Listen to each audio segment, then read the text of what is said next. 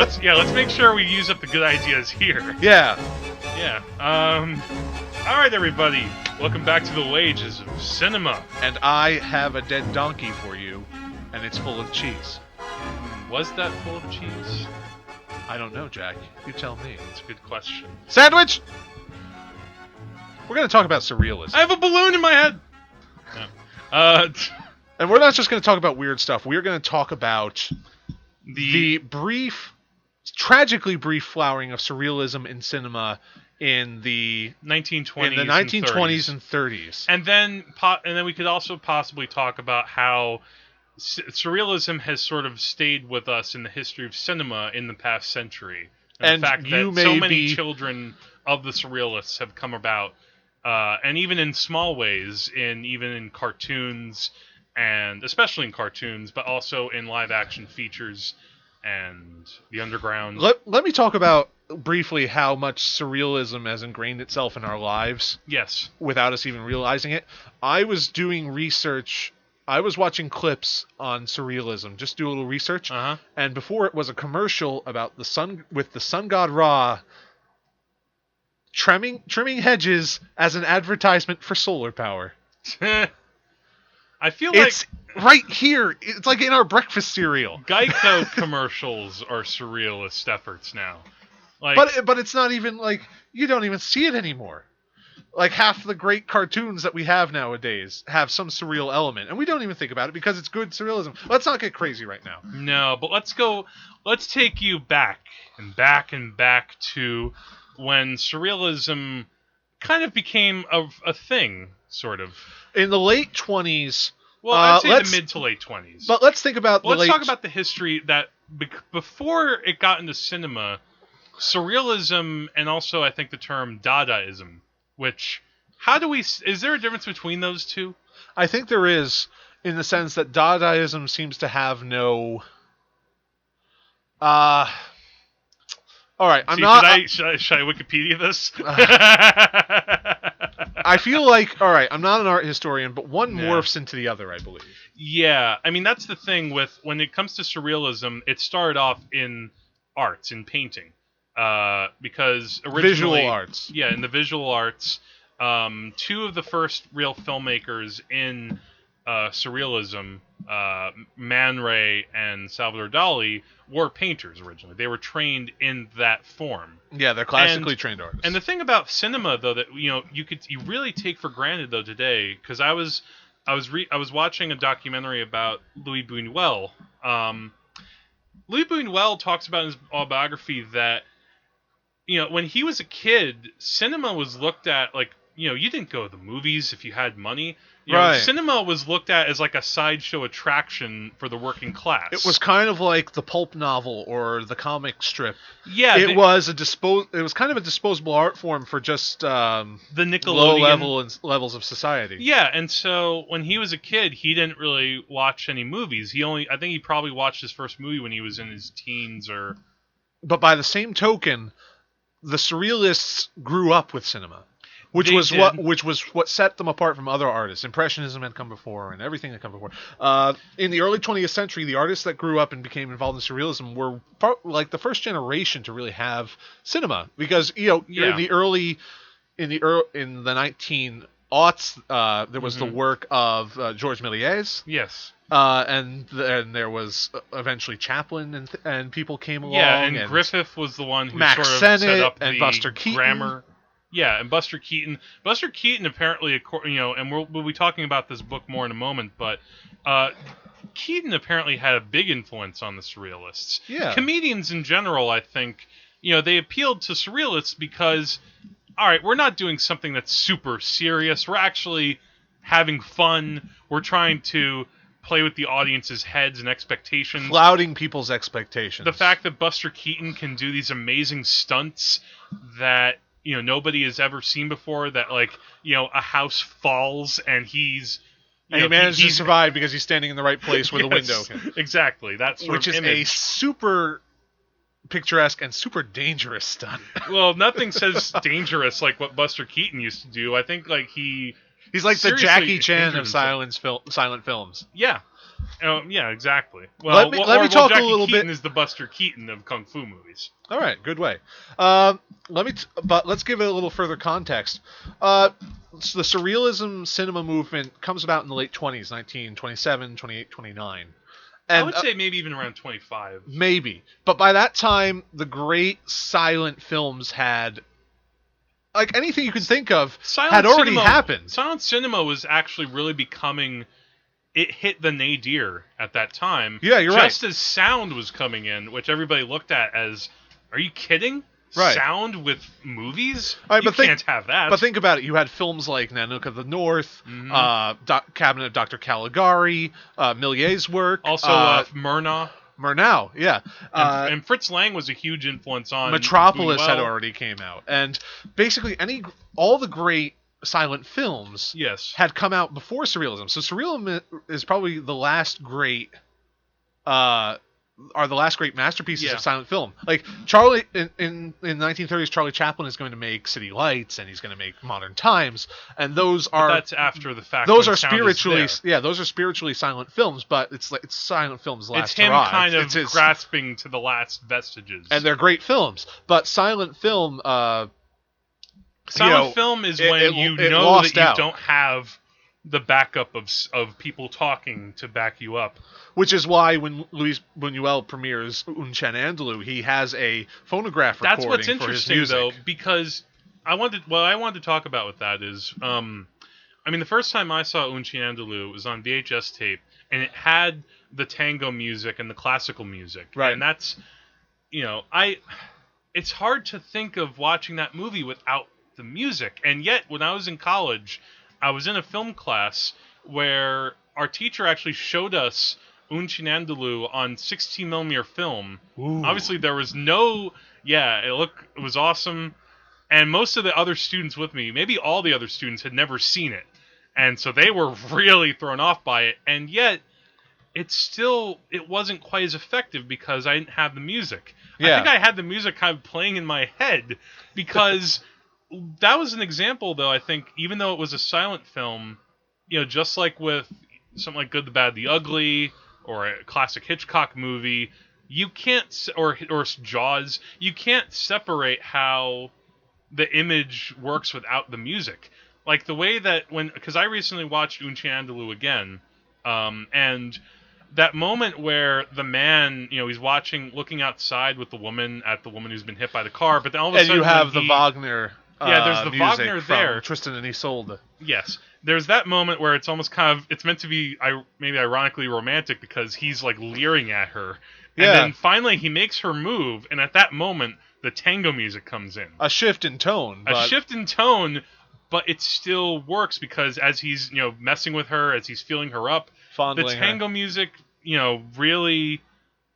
It hits a nerve. It really complements the imagery. And the Tristan and Isolde parts, they culminate, they climax at a point where a woman gets hit by a car and where a man is shot. Yeah. And, oh, man. What we should talk about with Surrealism, though, is the fact that, this came about in large part because of, the people who made these movies. They were at the same time, silent film was evolving in that way, but this was also a movement of people who were just tired of seeing the same old linear storytelling in films. Let's get back to a little bit of the origin, because let's talk about André Breton. Yes, André Breton was a writer, a playwright. And the founder of the Surrealism movement. Okay. You could probably say one of the founders. Yeah, there were a number of people who sort of were part of that. Breton is probably group. The most prominent. But he talked about his experiences in the cinema where he and a friend would go to a movie theater, buy a ticket, go see the movie for maybe about half an hour, then they'd leave the theater and go to another theater to watch another movie. And it wasn't like... it didn't matter what was playing.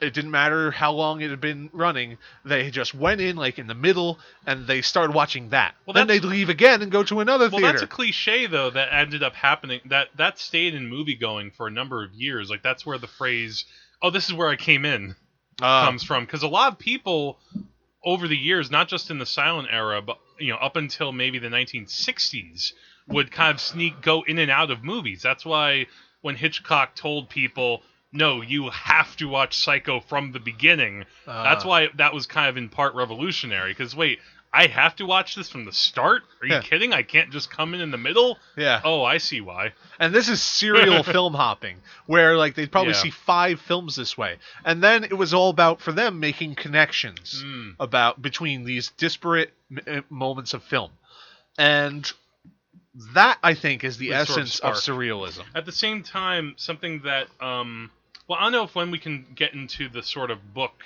that sort of backends this discussion, but well, let's introduce it a bit. Yeah, the book we're talking about for a required reading is Dali in film. Yeah. By hold on, let me get the editor's name here. His name is edited by Matthew Gale. It's a bunch of a number of articles. It's a number of very frankly, they're kind of academic essays that look into the history of surrealist movement, also Dali's point in that movement as well. Right. His projects that were realized, and also much more in a way not realized, because ultimately Dali's films didn't get made more than they did get made. Yeah. But what I wanted to talk about with that was this whole idea that Dali talked about, which is what he called the anti-artistic movie. And he has this letter that is reprinted in the book, which he wrote to Dali. That Dali wrote. Dali would write a letter to himself. He might. No, but Dali wrote a letter to Louis Bunuel, and he wrote about in a lot of depth about the whole concept of how there are movies that are artistic and there are movies that are anti-artistic.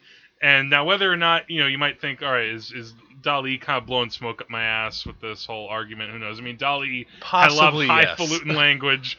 Dali was a character, which we'll get into in a minute, but it's a fascinating essay though, and it actually has like one of the maybe one of like the best descriptions I've ever heard about the cinematic experience, and I'm trying to find the goddamn page. Because let's talk a little bit about Dali and Bunuel. Dali and Bunuel were very young men around the late 1920s. They went to the same school. They went to the same school. Dali had gotten thrown out of the school because this famous writer Federico Garcia Lorca was their contemporary. Yeah. So see the film Little Ashes for no reason. But no, don't. Dali and Bunuel were looking to establish themselves in Surrealism, which was forming up in Paris. So they were looking for a way in. Yeah. And they were both fans of the cinema. They had grown up with it. Dali had seen several films by Disney, I believe, and by Fritz Lang was his big influence. I think he talked about how that was the filmmaker who like made him want to make movies. Yeah. And then he got a job for a while working with this guy, John Epstein. And he did a version of The Fall of the House of Usher. And he was Epstein's assistant. Aren't you talking about Bunuel? Bunuel was Epstein's assistant. That's what I was saying. And Bunuel had gotten work in films. He had worked with Epstein. He had also worked with Abel Gance, hadn't he? I didn't read about that, but I'll take your word for it. But he had learned. But Bunuel had been working with several filmmakers, and he was a fan. He had some skill, so he and Dali get to work on this film. And what they decide to do is that, and they're inspired by a lot of the avant-garde filmmakers at the time, people like Man Ray, people like Germain Duluc, who we talked about before, who made the Starfish, and there's also another movie which I watched, by the way, before we started recording, called Emak Bakia, and that was just a series of images that, even more so than Starfish, have little association with one another. It's almost like an experiment where you just see like lots of squiggly lines and flowers and cartoon nails and somebody dancing. Like, this is, you want to talk about free association, and Emak Bakura is like, okay, I am just in it for visual experience. I am in it for what we call visual poetry, which is, maybe in later years we've seen. But what happens with Bunuel and Dali, though, is that they each had a dream which kind of inspired them, sort of initially. Bunuel had a dream. Now, it's debated about who had which dream. Again, with a collaborative process, as you know from being the co-writer of Filler, the short film Filler, check it out, folks, on Vimeo. Sometimes when it comes to the collaborative process, nailing down who wrote what, sometimes in history that can be kind of contentious. It's the Lennon-McCartney effect. Exactly. So, but from what I've read, Bunuel had the dream about the eye being slit open. Dali had the dream about ants coming out of a hand. Right. And so from that, they kind of had their launching pad to kind of come together and make kind of, what they knew was an attack on the audience in a way. Yeah. That's sort of what Surrealism in a way also was about, was the fact that, hey, we're not giving you a pleasant, easygoing experience where you have such a thing as like a relatable story. No. We're going to kind of assault you in the sense of, here are images that are meant to disturb you. I mean, I recently showed Corey the opening of Unchi Andalou, and she, when she saw the eye, she was like, "You're a terrible person." Yeah. For me doing that, and I feel bad. And it's that opening image of the eye which really defines Unchi Andalou. Yeah. Their writing process, Dali and Bunuel, was, well, they had these dreams, but they also had to write a script. A script for a surrealist movie? Yes, and I'll tell you why that's important. No, it is important because they did follow a script. It was still, for as much as you might look at Unchi Andalou today and be like, oh my god, this is so crazy, what the hell's going on? It does have a logic to it. In the book, the logic they had. In the book, Bunuel really did get, he had a logic. He and Dali actually did work closely together. And their operating manner was, okay, we have to suggest scenes or shots, but the shot that comes after, there should be no rational way to connect one scene after another. Exactly. So in cinema, I would say, like, there's a scene of me and Jack at this table. I hand Jack a glass of water. Mm-hmm. The next shot is Jack saying, "Thank you," and taking the water. Mm-hmm. So in a surrealist film, I would hand Jack the water, and then he would pull out a gun and shoot me. or at best, the glass would be made of, like, bugs. The glass would turn into bugs, or it would be full of sheep's blood or something.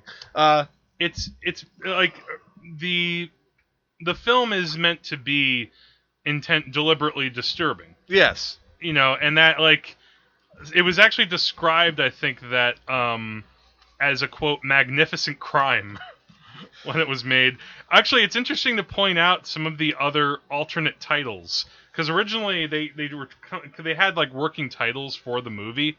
Like, it wasn't like Unchi Andalou. In fact, it was sort of their friend Federico Garcia Lorca came from Andalusia, and he sort of took it as an offensive remark, like, "Hey, is this about me?" Yeah. And the fact that originally it was going to be called "It Is Dangerous to Lean Inside." What?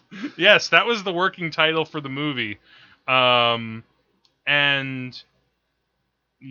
so if you look in this book, Dali and Film, it has a lot of useful stories. Like, it has a couple of chapters about the making of Unchi Andalou and L'Âge d'Or, and it's interesting to see these two different films and how they were made, in that Unchi Andalou, it was shot, and like I said, it was shot very professionally and very quickly. Yeah, it took about 2 months, I think. From the start of shooting to the premiere, Bunuel was very organized.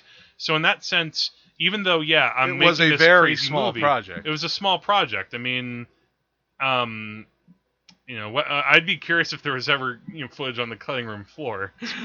Who knows? Although later on, again, because this movie, it was embraced by the people who were meant to see it. Like, initially, Bunuel, there was the story that he brought rocks with him in his pocket, and he was prepared to, like, throw it at the audience if they got out of line. I think that was what he was hoping for, because it was meant to be a provocation. When The Seashell and the Clergyman got released, there was a riot, but not because of people who disapproved of the film, but because there were some of the artistic problems with it. And Dali and Bunuel were trying to provoke a sort of violent response to this. They were trying to make anti-art, which wasn't to comfort people or to entertain necessarily. But they were disappointed because everyone who saw it was like, "Yeah, good film. Nice job, guys." That sort of... it was like, hey, wait, this isn't what we intended. we wanted you to piss you off. And yeah, it's like it almost became, even though it put them both on the map in a much bigger way than they had been before, they almost kind of resented that. Yeah. And which led them then to, collaborate on L'Âge d'Or. Which is a much more provocative film and got kind of the response that we were looking for. Yeah, that was much more of them, even more deliberately going out and saying, all right, we want to attack the church. We've been now that Unchen Andalou has sort of brought us into the sort of upper class echelon, we want to make fun of you. Yes. So they really ridicule the rich in that movie. Yes. So let's talk a little bit about our personal experience with Unchen Andalou. Yeah, I first saw this maybe about 5 days after I got into college because of our mutual friend, Matt Rosen. Yes. He's like, hey, I don't know if you heard about this, but it was written by Salvador Dali. And I was like, all right, sign me up. And we watched it twice that day, and it immediately clicked with me. Kind of like, all right, now I know I'm in college. Yes. When you're watching Unchen Andalou in your dorm room, that's when you've arrived. It's a 15-minute movie. It's a 15-minute movie, but you don't have to see this movie, but there's no reason for you not to see this movie. It's a great film with great images. It's the best short film ever made. It'll weird you out, and it's an important piece of cinema history. It's one of the last great silent films. Yes, exactly. I think that, and it's also, if you can tap into it, like, in a way, this is almost a good litmus test type of movie. Yeah. If you get a girl, if you get a girlfriend, or you think you have a girlfriend, watch Unchen Andalou with her, and if she finds it funny, marry that girl. Yes. If she runs away I'm going to try that. I've shown Unchen Andalou to my friends, and I've never got the positive response that I've gotten. These people are still my friends. But I think that compared to other surrealist films that I've watched recently, I feel like Unchen Andalou, in a way, is more straightforward in some ways. The way that the images flow, again, because even though there is the disassociation, again, it's like all of a sudden a hairy armpit turns into like an urchin and all these things. Yeah. There is a progression of events. Yeah. And this is part of my problem with The Seashell and the Clergyman. Okay. All right. We just talked about this in an earlier part of the podcast. Unchen Andalou, its strengths are very strong images. Mm-hmm. The eyeball being sliced, the woman, the androgynous woman holding that box, the man on the bicycle in woman's clothes, the donkeys on the piano.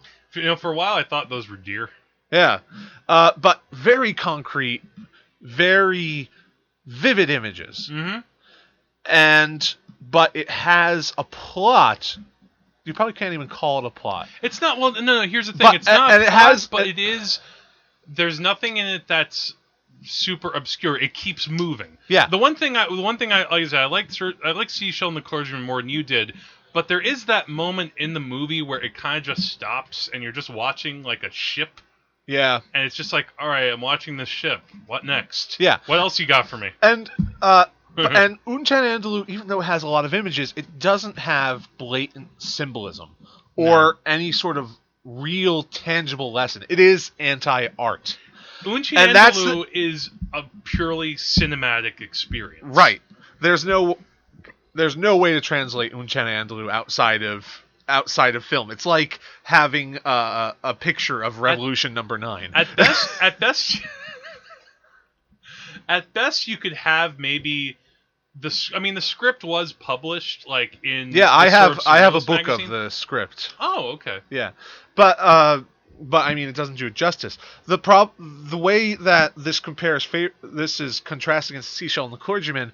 Seashell and the Clergyman has just one image that I could really grasp. It's that opening image of the priest and his seashell. I think there were more and the bottles. Than that. But what about the maids in that room? Yeah, I thought that was a great shot. That's nothing I haven't seen in another film. There's very little that's unique with it, and the symbolism is very blatant. It's obvious. So it hasn't held up. No, it's obvious that this is about a man's desire. The priest represents someone who's supposed to be celibate. He's pursuing these women, and he's frustrated at every turn. This is about the thwarting of his desire. And there are little moments like that in Unchen Andalou, but it never but it never beats you over the head with any single thing. There are so many images in Unchan Andalou, you can hardly guess what it's about. There are things that I've read into Unchan Andalou, and when I've talked to other people, they're like, I didn't really think that. Because to me, it's like that whole scene where, he's chasing after the woman in the apartment, and she doesn't want him, and he kind of stops for a moment, and then he goes to get the piano with the donkey on it. I read that as, like, he's trying to profess his love to her. It's like, look, I can do this thing, and it has this donkey on it, and isn't that amazing? And other people have seen that and been like, what? Yeah, I have in my mind a plot for Unchan Andalou, what it's about. Okay. Like what its narrative is. Yeah. And it's meaningless. It's all a creation of my mind. Surrealists, they don't want it to... That's the whole point, It's a cinematic Rorschach test, I believe. Yes, it's... and as David Lynch would say, which maybe we could talk about him in a little bit, is, it's like you're catching... When he talks about catching the big fish, you have all these fish, which are ideas, and, catching the big fish is like the big idea that will lead you to put them all together. Yeah. And I would say that in Unchan Andalou, the big fish is the eyeball. And from after that, it's like everything will follow after.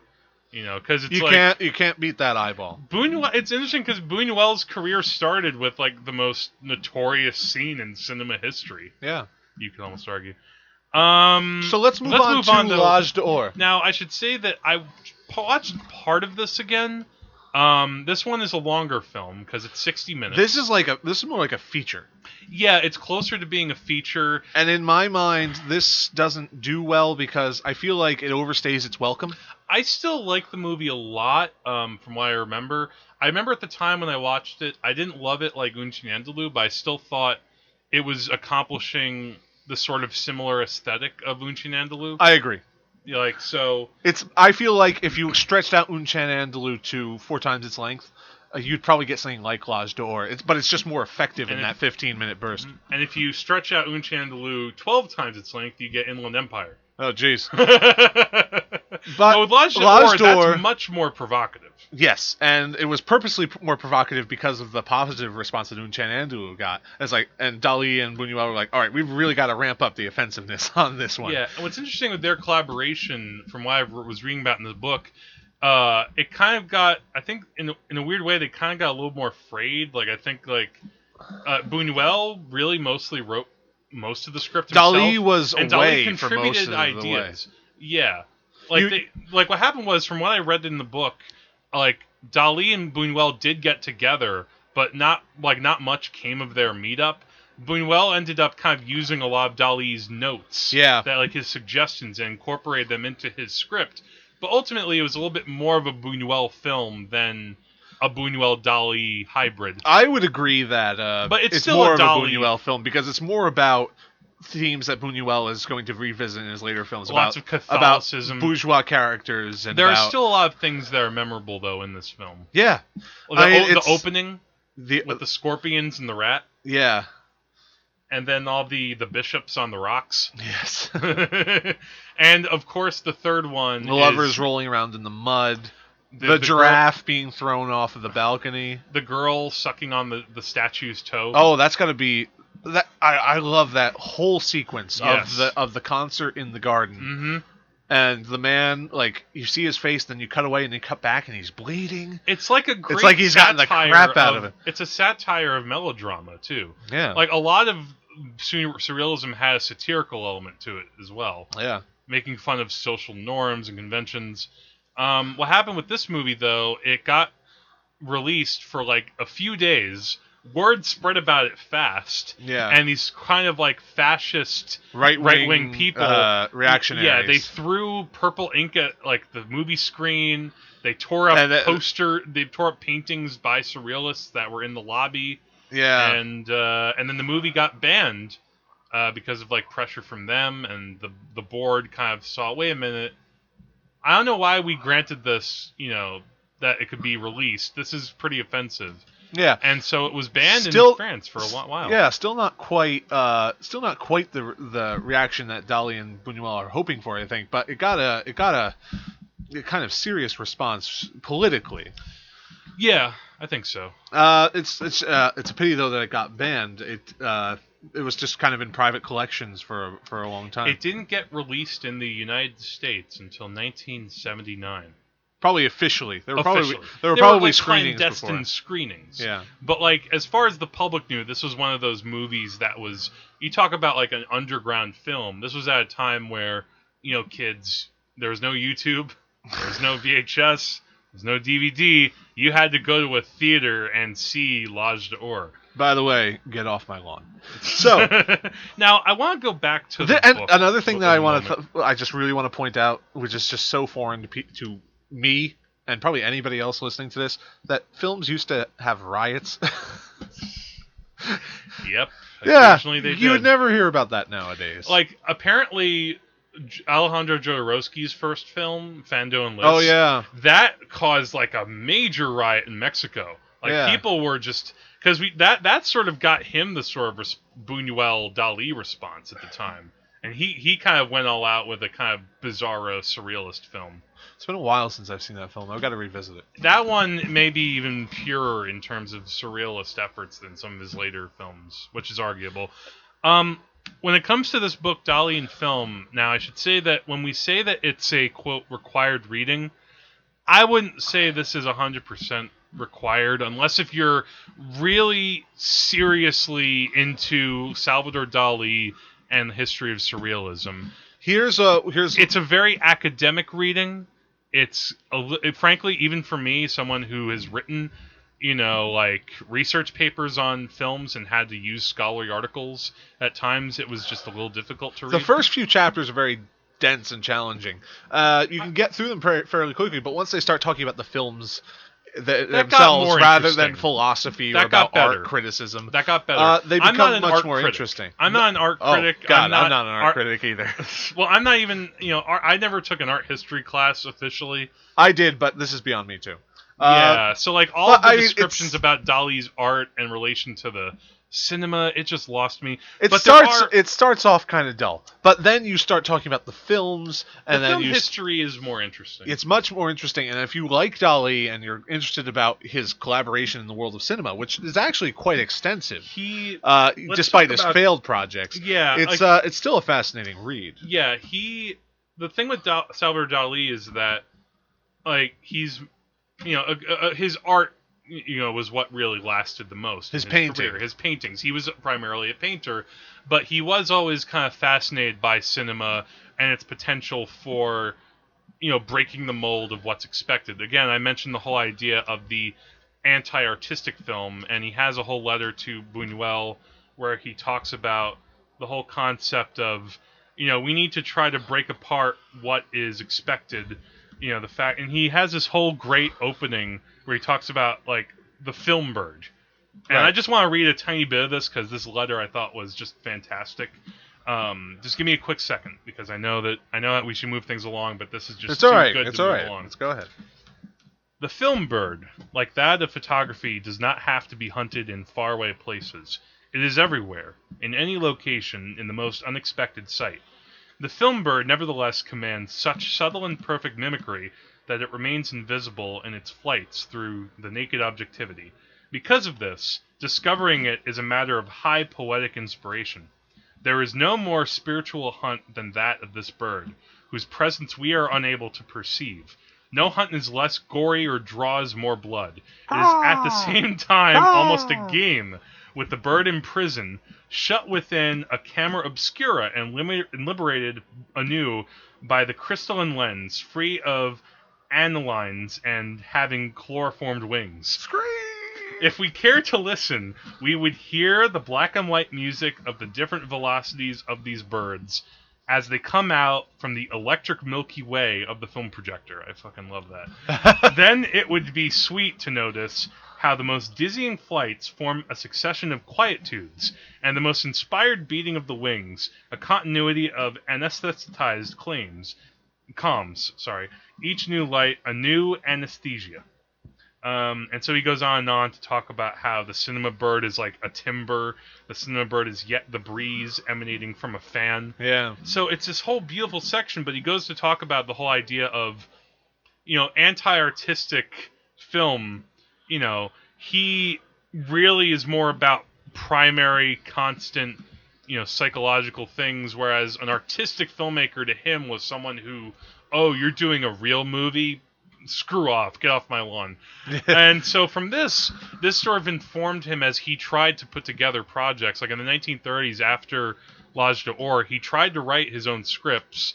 Ultimately, though, I think the sense I got from reading the book, he just didn't have great concentration, and he had a wife who actually he was married to for his whole life, which is kind of surprising to me. Very surprising for an artist.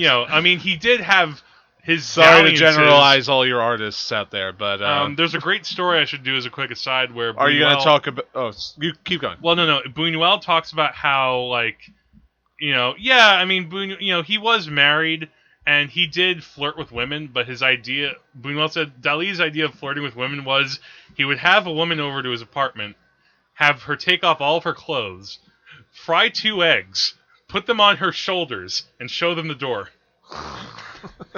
That was seduction for him.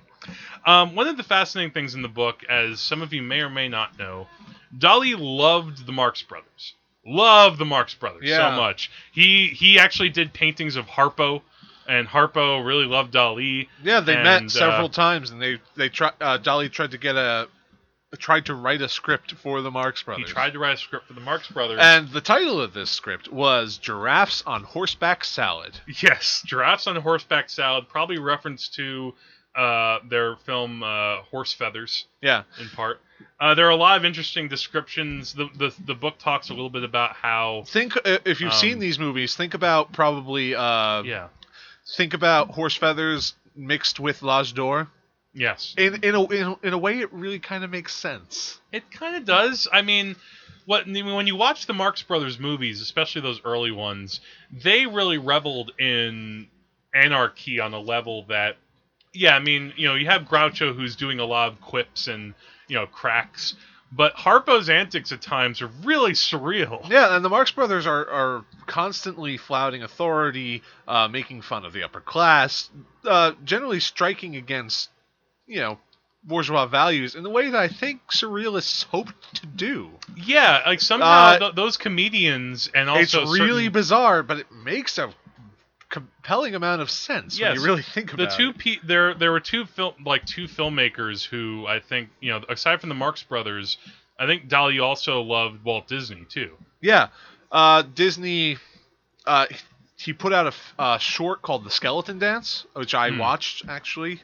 And it's just kind of this musical thing with skeletons doing things. Was that Disney or was that someone else? Disney. Okay. It's Disney. It's a silly symphony. Okay. And Dali saw this too, and he included Disney as one of the great American surrealists.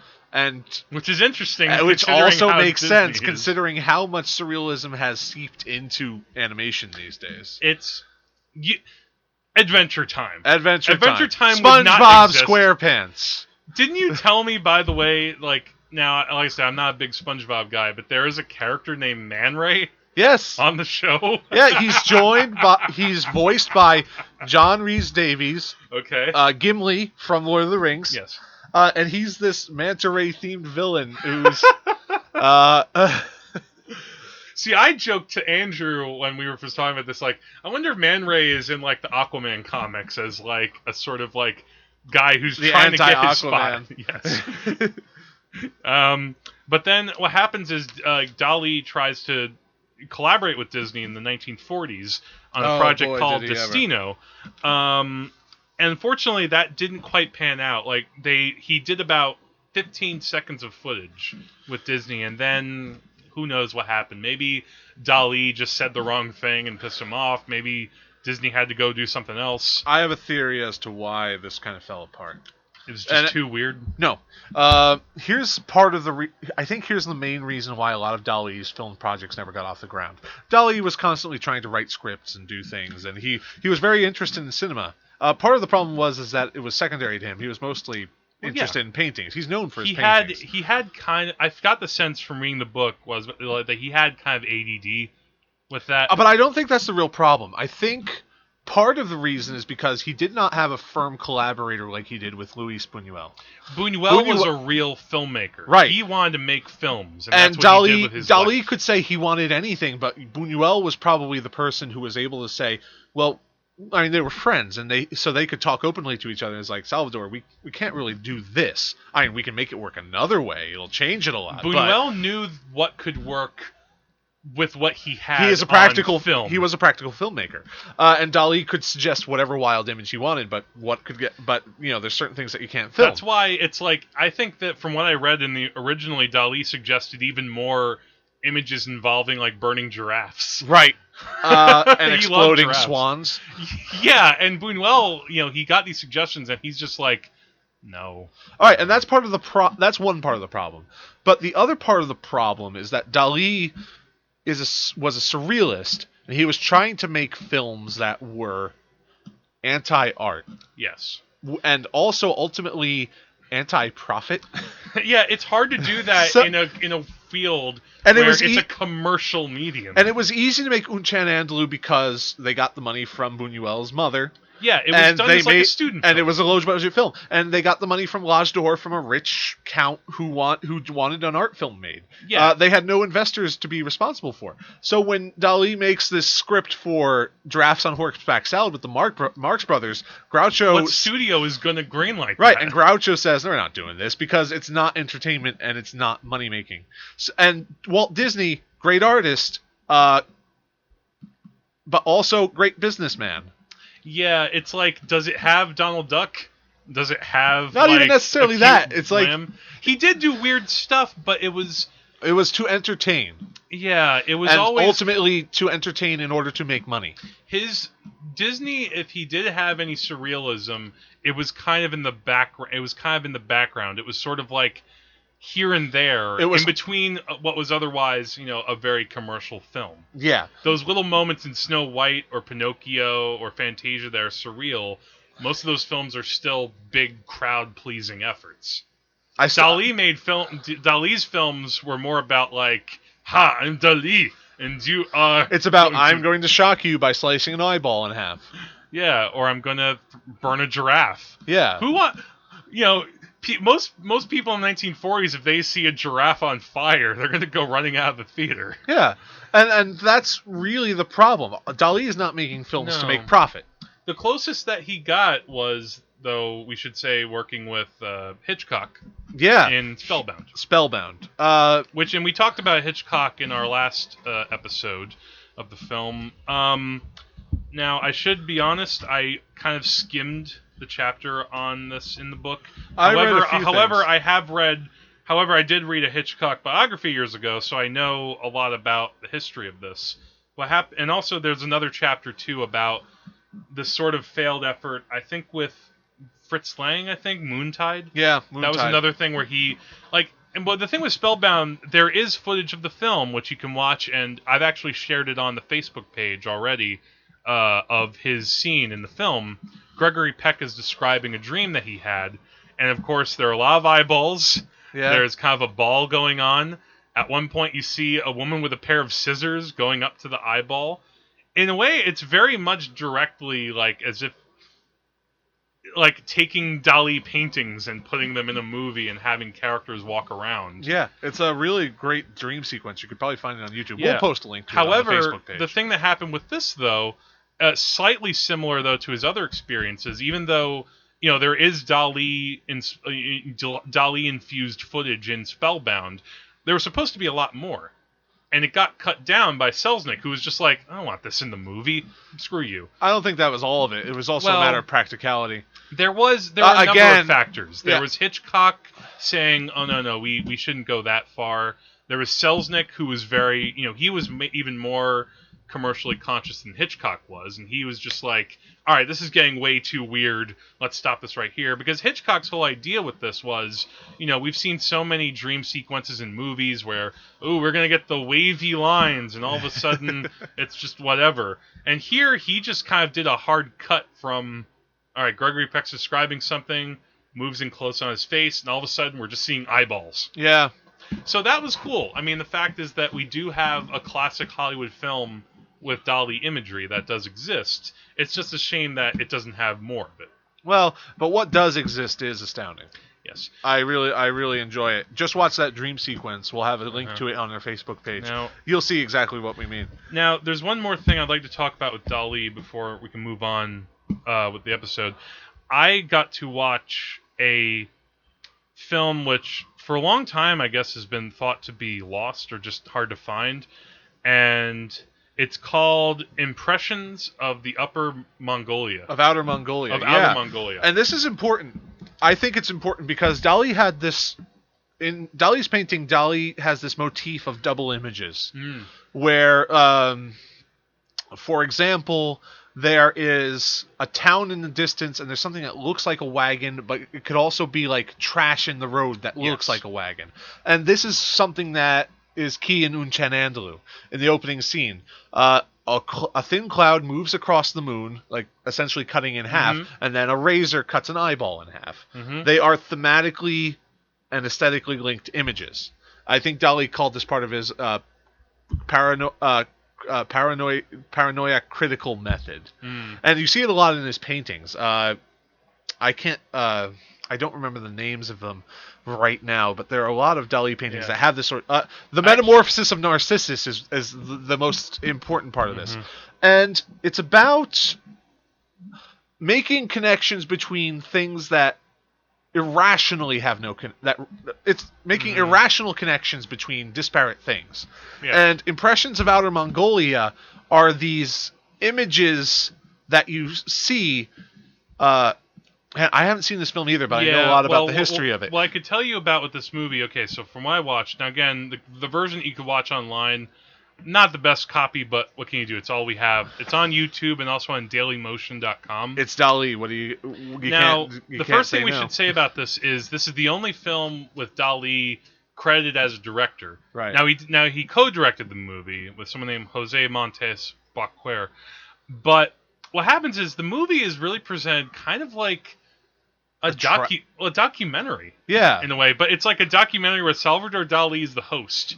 And it's sort of about a quest to go to the hallucinogenic civilization of Upper Mongolia to find a magic mushroom.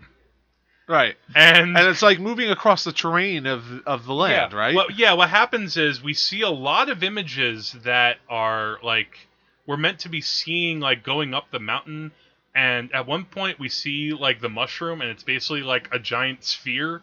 Yeah. And Dali is hosting this as like almost like a nature show host. He's narrating it. He talks about how, it is LSD without the LSD. And he has a famous quote, by the way, where he says, "I don't do drugs. I am drugs." And he mentions explorers a lot, but we never see them. Yeah. That's the interesting thing. We're just seeing all of this terrain. We're seeing imagery. The old movie opens very surrealistically. Like, at first, it looks like we're just seeing this kind of weird black mass of a painting, and then it pulls out, and it's actually we were looking at Hitler's mustache. Yeah. And we hear he uses music from Clockwork Orange. Huh. So, what this seems a lot like?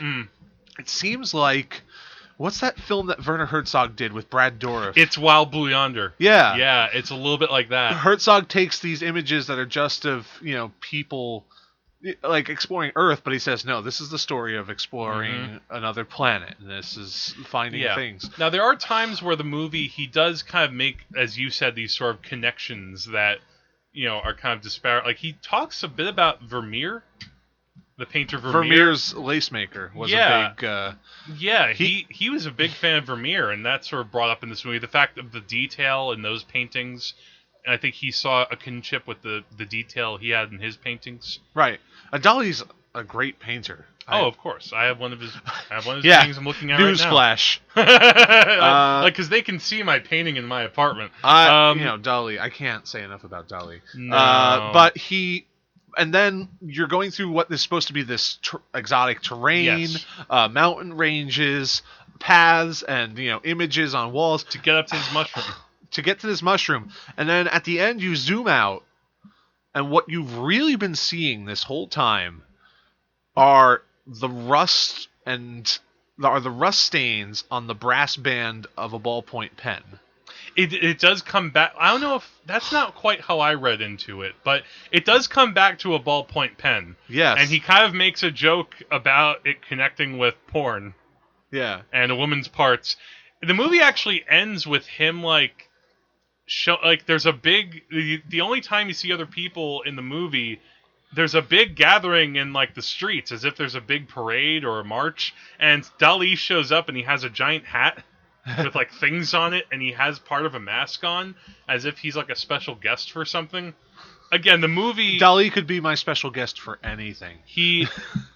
It's as he says, rather than a romantic, it's a classic stereoscopic experience. It's hard to describe this movie, but you should just check it out. But it's about finding connections and making up a story based on whatever you find. And that's the essence, I think, of great surrealist film. Yeah. So let's transition from Dali. Dali in film, really good book if you're interested in his... if you're interested in surrealism and cinema and Dali's involvement in a lot of film projects. It does give a lot of good background. Like I said, you do have to get through some academic art criticism, but just skip those parts. Go to the really good stuff. It's in the middle. Yeah, you're going to get a lot of good stuff. Dali's letters and descriptions, and the story about making Un Chien Andalou and L'Âge d'Or is worth it. Right. So let's go a little bit beyond Dali's involvement in cinema. Beyond they talk about Valley of the Dolls. Right. They talk about the golden age of surrealist cinema, and essentially the golden age of surrealism is 1928. To 1930. Yeah, like the fact is that if you're being very much like if you're really into pigeonholing surrealism in that way, then you say it's before sound really came into it. There are some people not to say that there aren't sound surrealist films. L'Âge d'Or is a sound film. Blood of a Poet is a sound film. Right. But surrealism is you could think of it kind of like called surrealists. Yeah. Now, what happens is that surrealism kind of, I don't know if I'd say it goes away entirely, but it kind of goes underground, and it kind of transforms over time, but then people are still making experimental films. People who saw Un Chien Andalou or saw the work of Man Ray are influenced. That's how you get Meshes of the Afternoon, which we talked about on the other part of the podcast. And then experimental cinema is always happening. You get the films of Stan Brakhage, who is really out there. And Stan Brakhage is someone who I've seen some of his films. You talk about not getting films, I don't get Stan Brakhage. A lot of that's just colors flying across the screen. Yeah, and let's talk about something a little closer. Luis Bunuel. He makes very different films at the end of his towards the end of his career. Bunuel, though, does have a full career as a director, and he is probably, he is one of my favorite directors. But there are films that certainly draw on the imagery of his early career. He continues being still a very playful surrealist, even in movies that are fairly serious. Like one of my favorite Bunuel films is Los Olvidados, which I'm not sure if you saw that. I haven't seen that yet. Okay. In that film, it's actually a pretty serious melodrama about youth in Mexico City, growing up in poverty, almost closer to neorealism. But there's a dream sequence in it involving a slab of meat. Yeah. And it's great. And so Bunuel, though, he spent some time in Mexico in the 50s making, fairly, some would say generic, but he still slips in his own. He made a Robinson Crusoe movie.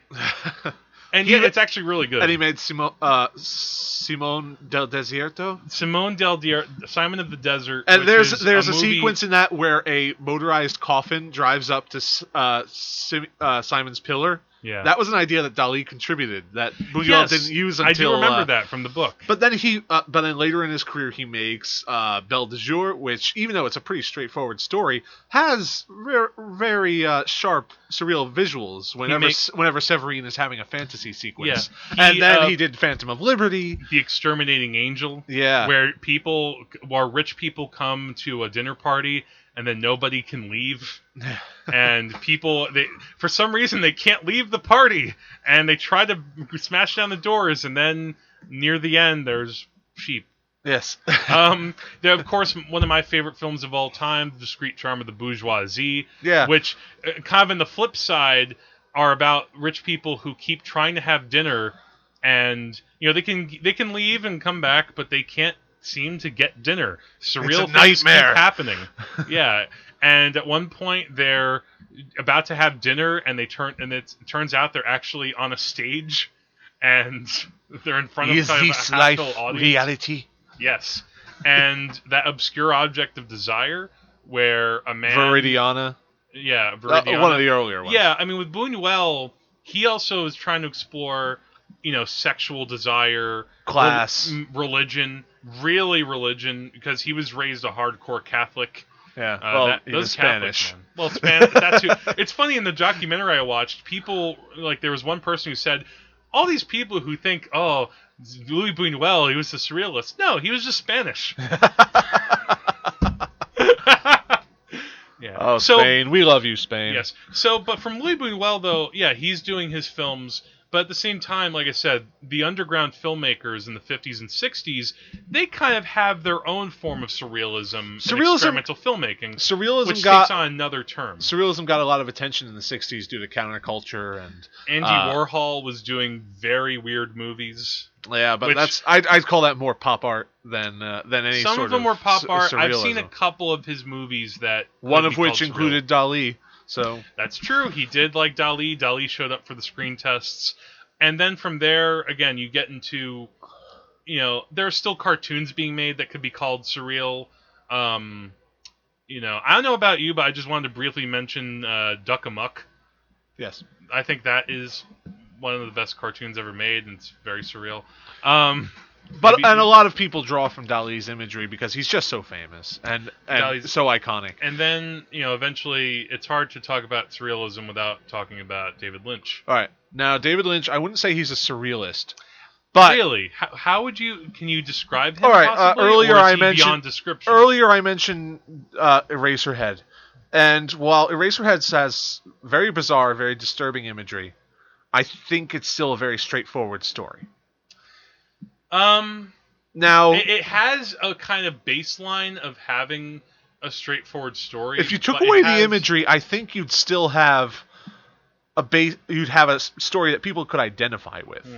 It's not like Un Chen Andalou, where the story is completely in your head. It's about the pressures on a man and on his life crumbling around him. I think what happens with surrealism is that surrealism seeps into the work of filmmakers who are making films that have understandable stories, but the imagery in them takes on the qualities of surreal efforts, like Herzog.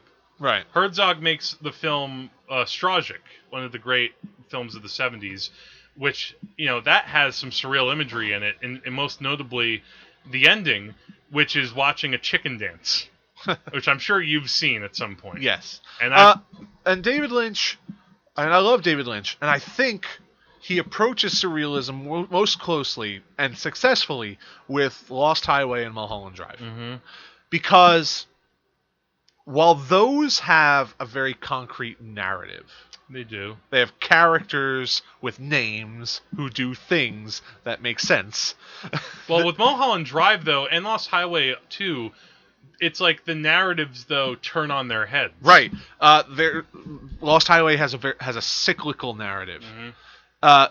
That doesn't, it's a snake eating its tail, and you're still trying to figure out what happened, and there are ways you can put it together in your head based upon certain images, like the photograph of Renee, and then suddenly she's not there. The double characters, the transformation of characters into one another, ambiguous characters who you don't understand quite who they are and don't explain themselves. The exaggeration of tropes. Yeah.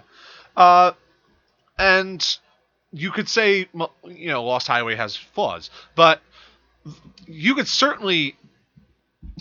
well, I think what happens I don't think you can... It has a narrative and it has characters, but it doesn't have any sort... But it doesn't... What happens with David Lynch, separate from the early surrealists, and this also goes for other filmmakers. I'm talking about people like Guy Maddin, in Canada, and then you also have John Svankmajer, who I told you about, and he makes very surreal movies. And also I mentioned Quentin Dupieux, who's a little bit more of a playful, absurdist kind of surrealist, right? If you can call it that.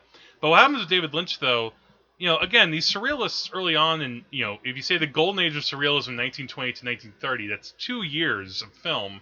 And granted, a lot happens, but then you have decades more of film. So David Lynch, he is a painter himself. He's inspired by whatever's going on in his head. Sure. But he also is inspired by film noir. He is inspired by 1950s counterculture. The way that Lou Reed does This Magic Moment in Lost Highway.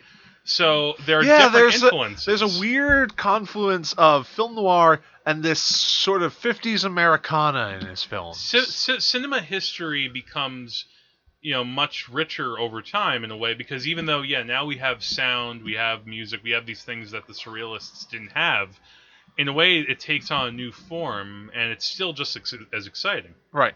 So Mulholland Drive, much more successful in its aims, I think, than Lost Highway. I think so too. But again, the plot bends in on itself.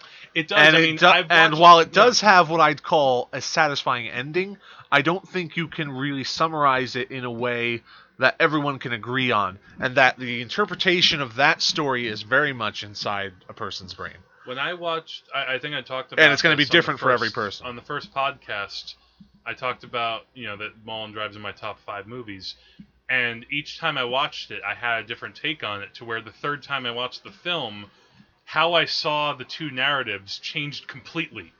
Right. And I suddenly saw oh wait, so what was dream was reality, and what reality is dream. And that's another thing that we haven't even mentioned yet. Dream. I'll tell you how dreams go. Yeah. That's a reference for those who are listening. Unchen Andalou. Let's get back to Unchen Andalou, because I can't stop talking about Unchen Andalou. It's the film that most closely mirrors what a dream is like.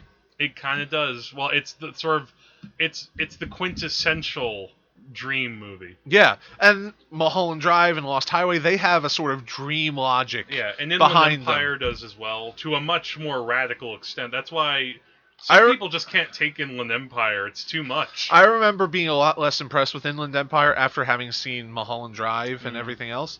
I haven't seen it in a long time. I would want to revisit it. Inland Empire is still a major David Lynch film, but it's also him going so far into being experimental, where it's it starts off having a story, and then you just forget about it. It's wait, there is a story? No, there's not.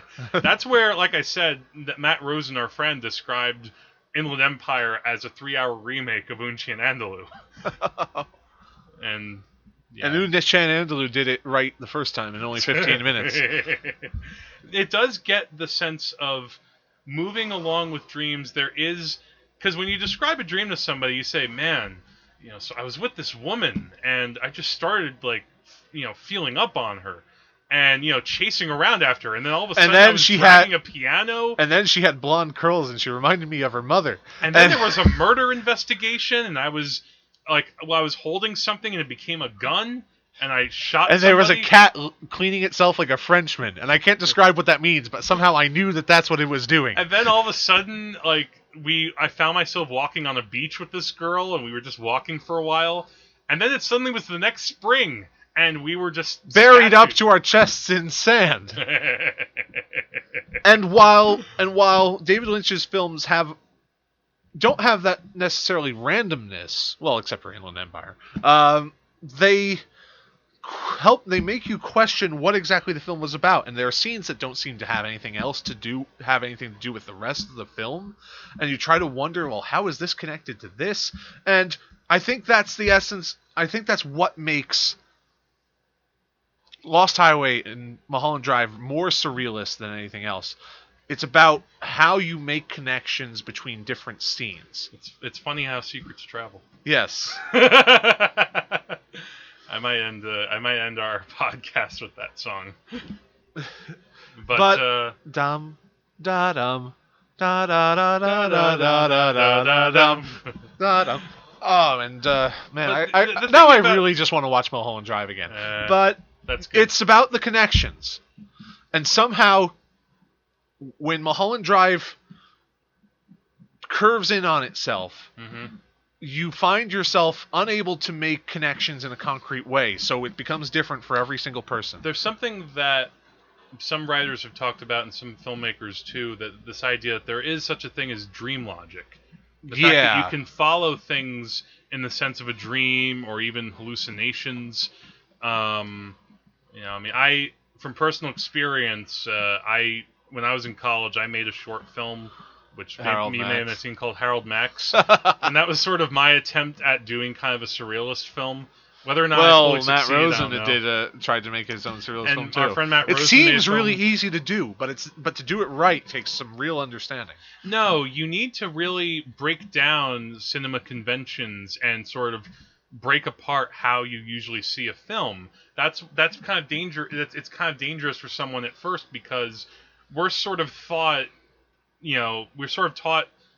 3-act structure. This is how a story goes. And usually that works for a film. You usually take the 3-act structure and you try to put your own originality into it. Surrealist films and people who try to go into a surrealist route with their stories, they have to kind of go off the rail. They have to try to find a different path. And part of it's just, trying to have fun, trying to be funny. That usually helps. That's why, David Lynch movies are usually quite funny. Bunuel films are very funny. As crazy as Eraserhead is, there are still moments when I have to laugh. So, Henry, what do you know? Well, I don't know much about anything. Awkward silence. Yeah, it's. And that part where the mother and the daughter retreat to the kitchen after that weird sort of seizure thing that she has, and the father's just smiling at him like. And above him, the daughter is just weeping uncontrollably. Awkward, but so funny. In Mulholland Drive, the way that the guy, the murder happened, the guy shoots his partner, and then things just escalate where he tries to make it look like an accident, and he shoots the woman next door.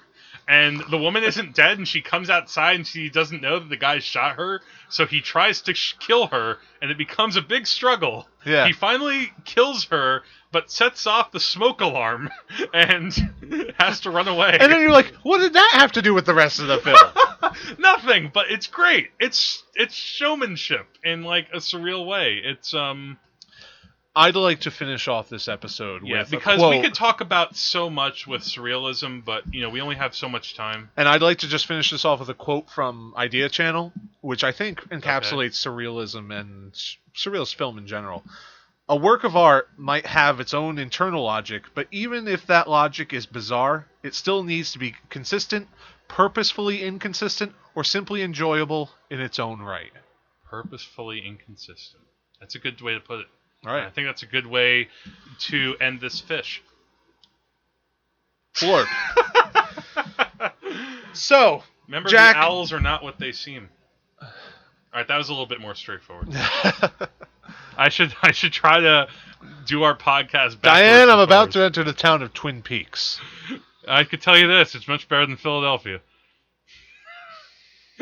All right, so next, and I guess the next couple of weeks, obviously I'll be trying to watch more movies. Mad Max comes out Friday. I think I'll see that with you. Oh, so you will? Well, work is going to be tough, but I want to see. I think I do want to see this film. It might, and be I want tough to talk for about me. it here. Now, here's the thing: it might be tough for me with my schedule, but we could talk about that later off mic. We'll have a podcast about Jack's schedule. Isn't that so exciting, folks? I'm going to try to catch up on more movies I would like to see coming up soon. There's a movie I took out from the library called Kind Hearts and Coronets. Oh, with Alec Guinness. Yeah, in 8 rolls. Ha! Yes. Eat it, Tyler Perry and everyone else. The time when Alec Guinness was really Eddie Murphy. known for being a comic actor. And so I'm going to probably try to watch that. Yeah, no, he was a comic actor. Oh, no, I believe you. I'm just so amused that we all just know him as Obi-Wan Kenobi now. And he kind of hated that. Take that, Alec Guinness. Well, maybe he's a bit of a prick. I'm gonna be watching a YouTube series I discovered called Trailers from Hell. I've heard of this. Yeah, it's a lot of fun. It's people who host trailers, and they're filmmakers, right? Yeah, John Landis talks about Alan Arkush. Yeah. Yeah, I watched some of those. They were kind of fun. I'm watching the whole series. They got 300 episodes right now. That's a lot. I love the story that John Landis tells about Fellini's Satyricon. I haven't seen that yet. He saw that when he was working on Kelly's Heroes. Yeah. And I won't spoil it, but go check it out. Yes. And of course, I'm just going to watch movies. What the hell? Now, as usual, we'd like to tell you about our Facebook page. We're at facebook.com/Wages of Cinema. When I upload the podcast, you will see it there first, as well as soundcloud.com/Wages of Cinema. And we're on iTunes. So subscribe. Subscribe. Write a review on iTunes. Yes, please write reviews. Give us a rating. Yes, give us a rating. We'd love to see your review. Tell us whatever you think about us. And if you'd like to send us requests for a movie to watch, you can email me at jackgatinella@yahoo.com. Don't make us pull pianos filled with donkeys at you. Yes. Don't make me go all like surrealist. I will throw a tennis racket out the window. I will slap you with a fish. That is a promise. I love you. Remember, and that's. And for God's sake, see Unchen Andalou. You can find it for free on YouTube. Yes, and watch the other movies we watched if you can. There's a wealth of filmmaking that goes outside the box and will maybe expand your mind or piss you off or make you react in some way. You won't be indifferent watching Unchen Andalou. No. So with that, I'd like to close out The Wages of Cinema. And Andrew, take us out. The Wages of Cinema is king. Life. Trumpet.